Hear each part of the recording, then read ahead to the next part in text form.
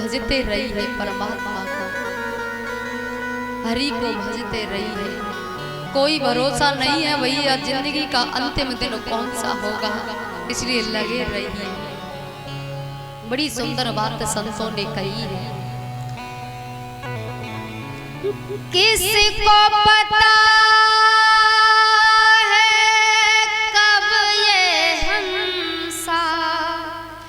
किसको पता है कब ये हंसा तन पिंजरे को तोड़े, हरी हरी रट मनवारे दिन रह गए थोड़े, हरी हरी रट मनवारे दिन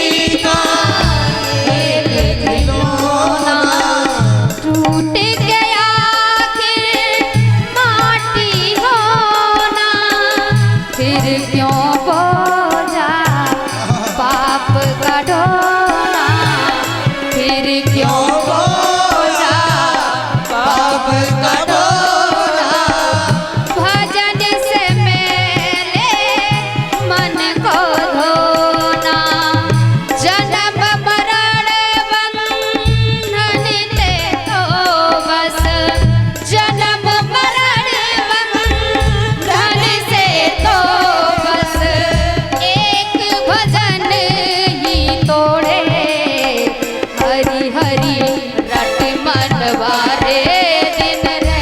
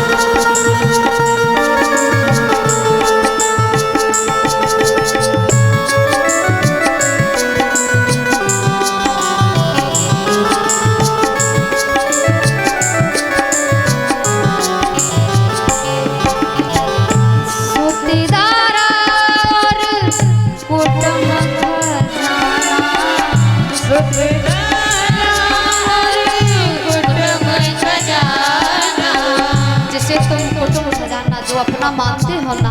अरे भैया सत्य को पहचानो। सुतेदारा कोटम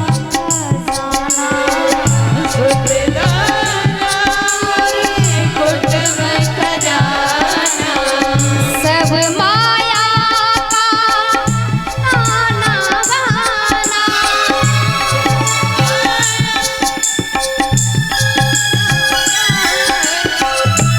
फिर क्या इनका गर्व दिखाना, फिर क्या इनका गर्व दिखाना। ये नाता तो टूट ही जाना, अमर प्यार का नाता पगले, अमर प्यार का नाता पगले। क्यों न प्रभु से जोड़े, हरि हरि रट मन वाले।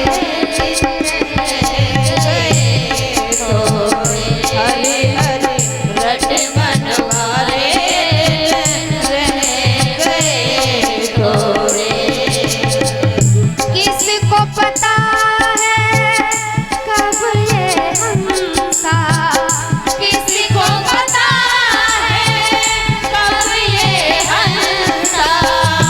तन पिंजरे को तोड़े, हरि हरि रट मन वारे।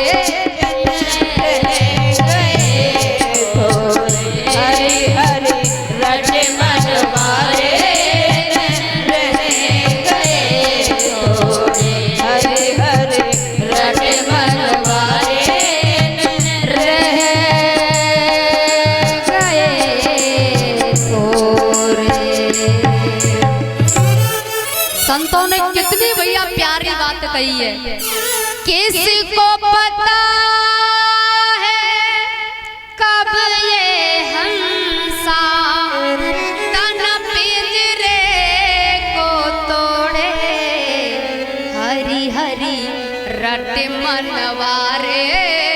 दिन रह गए थोड़े, लिखने वाले ने लिख डाले, मिलन के साथ बिछोड़े, असहुड़ दूर जाना है।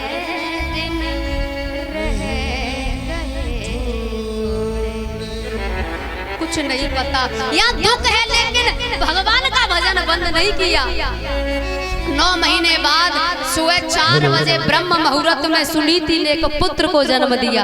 बोली भक्त वत्सल भगवान की जय हो। शाम के 5 बजे सुरुचि ने एक पुत्र को जन्म दिया। वहाँ तो मंगल गान हो रहा है, लेकिन यहाँ कोई पूछने वाला भी नहीं है। लेकिन भक्त का जन्म हुआ है। देवताओं को बड़ी खुशी हुई, क्योंकि ये भक्ति को बहुत आगे ले जाएगा। समय बीतता है तो सुनीति के बेटे का नाम ध्रुव रखा और सुरुचि के बेटे का नाम उत्तम। और ध्रुव को तो सब जानते हैं, कौन नहीं जानता साहब? भक्त ध्रुव को कौन नहीं जानता? भारत का बच्चा बच्चा जानता है। महाराज 5 वर्ष के ध्रुव महाराज हो गए, माँ के पास रहते हैं और माँ को छोड़कर कहीं नहीं जाते। ए मैया संस्कार देखो, 5 वर्ष की उम्र हो गई, ना कभी खिलौने मांगे, ना कभी रोते हैं, ना कभी नए कपड़े मांगे। 5 वर्ष की उम्र है, क्यों? क्योंकि जानते हैं मैं खिलौना मांगूंगा कहां से लाके देगी मेरी माँ, क्योंकि इसके पास खुद वस्त्र नहीं है। साल में एक सफेद कलर की साड़ी महल से आती है और उसमें से जो सावत कपड़ा बचता है उसे फाड़कर और सावत कपड़े को निकालकर जमला बनाकर मुझे पहनाती है। ये नए कपड़े कहां से लाके देगी?